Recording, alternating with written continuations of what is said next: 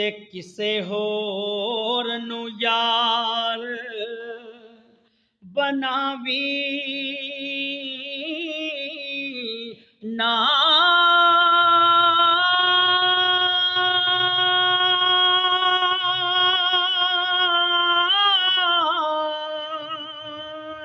मैनू सोच समझ के दिल देवी।